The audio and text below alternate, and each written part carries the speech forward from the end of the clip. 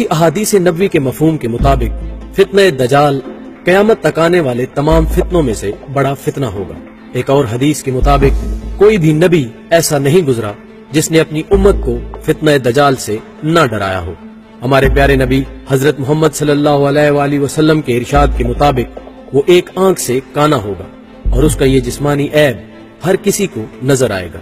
उसकी पेशानी पर क्याफ, फे, रे यानी काफिर लिखा होगा, लेकिन उसके बावजूद वो खुदाई का दावा करेगा और कमजोर ईमान के हामिल लोगों की एक बड़ी अक्सरियत उस पर ईमान ले आएगी। इसकी शोबदाबाजियों में मुर्दा लोगों को जिंदा करना, बारिश का बरसाना, कहत साली पैदा करना और दीगर बहुत सी ऐसी कई चीजें उससे सरजद होंगी जिन्हें लोग करामत या मोजज़े का नाम देंगे।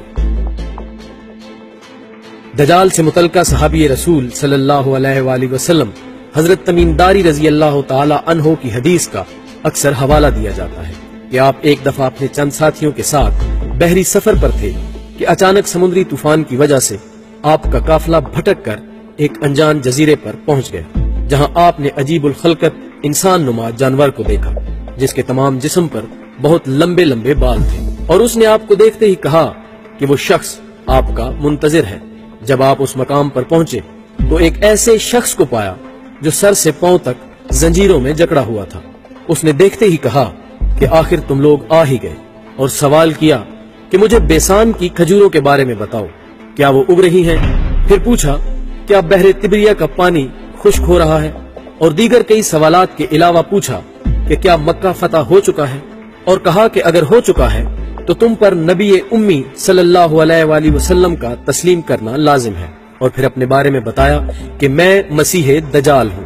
हजरत तमीम दारी ने वापस आकर इस वाक़या का जिक्र नबी सल्लल्लाहु अलैहि वसल्लम के सामने किया और आपने तस्दीक फरमाई। दोस्तों, हदीस की तवालत से बचते हुए हम खरूज दजाल पर आते हैं, जो कि एक रिवायत के मुताबिक खिरासान से बरामद होकर ईरान के शहर इस्फहान को अपना मस्कन बनाएगा।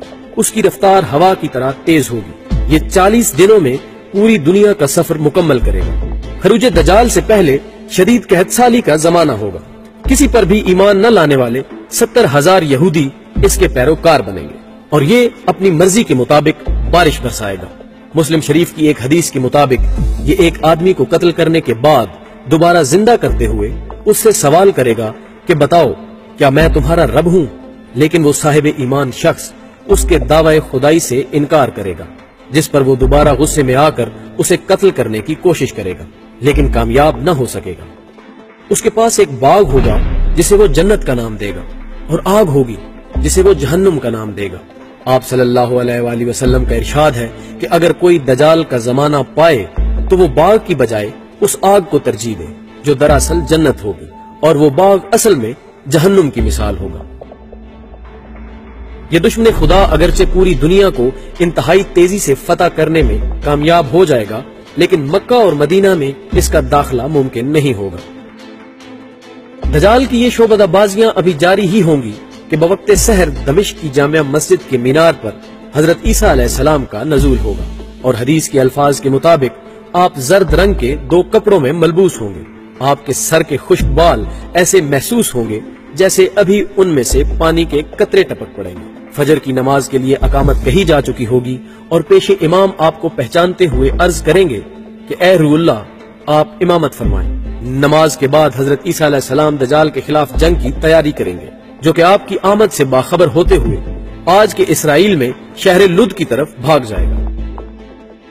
ये वो मकाम है जहां आजकल बेन गोरियन एयरपोर्ट कायम है, जहां पर यहूदियों की तरफ से ये फिक्रा लिखा हुआ मौजूद है कि यहाँ हमारे बादशाह या खुदा का कयाम होगा। आप ताक़ुब करते हुए वहां पहुंचेंगे और अल्फाज हदीस के मुताबिक हजरत ईसा अलैहिस्सलाम अगर उसे कत्ल ना भी करें तो वो आपको देखकर यूं घुलने लगेगा जिस तरह पानी में नमक तहलील हो जाता है। लेकिन इसके बावजूद आप अलैहिस्सलाम उसको कत्ल करके दजाल का खून लोगों को अपने नेज़े पर दिखाएंगे और यूं फितने दजाल का खात्मा हो जाएगा।